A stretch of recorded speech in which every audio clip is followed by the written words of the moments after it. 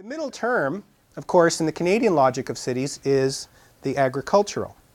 And this is a kind of negotiation between the presumed hostility of the natural, untamed natural, and the urban. And as we move in, this is a kind of characteristic Canadian image now, as there is encroachment at the margins where ex-urban development has come up against and is in fact consuming, eating up agricultural land. All too familiar. And that may be, that could be that is Canada, you know, for a lot of people. Not only the can of worms ex-urban subdivision street plan, but also the bleakness of the windswept snowy landscape. That's near Downsview outside of Toronto. So this is our city, the Canadian city. Not every Canadian city looks like this every day, but enough for it to be a familiar kind of experience. A couple of things, just to go back to this one actually. What's implicit in this image? What's not shown in the image but is present by implication? The automobile. Right? This street plan is only a logical street plan because people, every one of those houses has a two-car garage. And that people negotiate this way of living using automobiles. The second thing that's implicit is wherever the urban center is, that this is ex-urban from. Right? So development at the margins of almost zero density, right? Single-family dwellings or detached or semi-detached dwellings with real estate, spreading out potentially infinitely in every direction around a city. It's the contrary, if you like, of the culture of density you find in Manhattan, because it can keep spreading and there's nothing apparently to stop it. We do have our familiar icons, but we also have, this may be a familiar image to some. This is by the Ontario artist Robin Collier, and it was featured on the cover of Adbusters magazine. You may have seen it there. This is from a series that Robin did called Retouched, where what he did was eliminated all text from otherwise familiar street scenes. And what he does here, I mean, clearly this is North York in the Greater Toronto area. And you see here, again, a kind of characteristic low-rise apartment building here, low-rise administrative or office building here, little strip mall where the Tim Hortons is, gas station. And these two people walking, which is even in this part of the city relatively unusual. But what he does is he denaturalizes or defamiliarizes this scene, right? To try to pop out its structural features rather than our usual experience, which would negotiate it as, oh, there's a Tim Hortons. Downtown Toronto in a very optimistic mood. I want to conclude with a couple of thoughts about public space. As I mentioned at the beginning, many, if not most, political philosophers who talk about the public sphere and public space seem to do so in an unmaterial way. There are a few but rare exceptions. And this is a mistake, because we can no longer go on talking about our lives as citizens, as political actors, without taking greater account of the actual forms of our public spaces.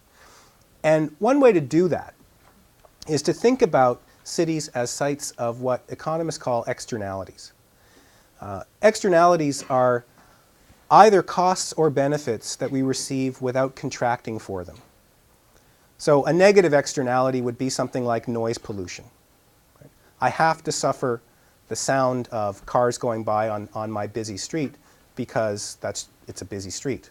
Nobody's compensating me for that.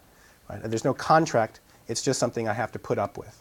Positive externalities, by the same token, are things that I don't pay for but which I enjoy anyway as a result of the city, like, let's say, cultural diversity. More than one kind of ethnic food available in the restaurants. Right? So one good way to think about cities is as masses of externalities, both positive and negative. Now most political theories, most theories of justice, try to, as we say, internalize all the externalities, make everything subject to contractual agreement. And what we find with cities, and that might even be the definition of a city, is a place where not all the externalities can be internalized.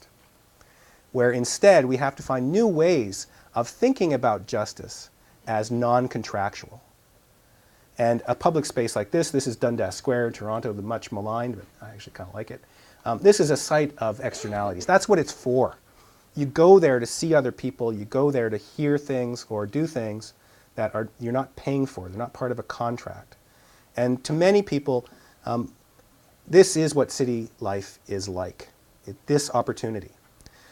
By the same token, E.B. White, who wrote one of the best essays about New York, called Here is New York, said one of the gifts of a city is the gift of not having to attend, the freedom not to attend. Right? So a city offers you opportunities, but it also offers you the opportunity not to take advantage of them if you so choose.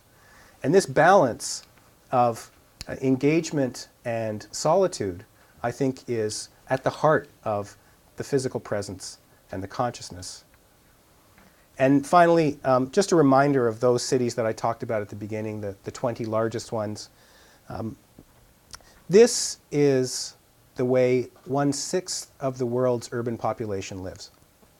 1 person in 6 lives in a city like this, with no running water, no electricity, no police force, no currency, because people do not have access to currency, no police protection, no official culture.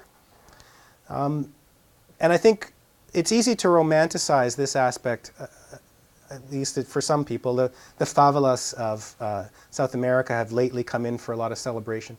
But I think we have to be more nuanced about this. It's certainly not the case that just extending development everywhere is the answer. And the globalization aspect of Todd's Institute is in part directed at the bad thinking that says just continue development.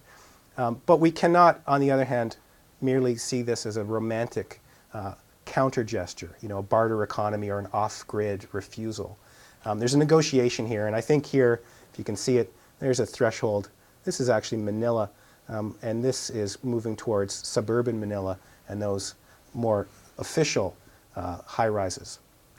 Cities are, as Rem Koolhaas said, incubators of dreams. And in his great book about New York called Delirious New York, he talks about the relationship between the congestion of Manhattan and the opportunities afforded by Coney Island as a recreation space, but also a kind of dream factory, a site of reverie. And that we might go and deliberately have frightening dreams or unsettling dreams, but that every city needs this ability, and every inhabitant within every city needs the ability to think and dream both positive and negative possibilities. Cities, finally, this is my favorite metaphor to return to consciousness. Cities are like people.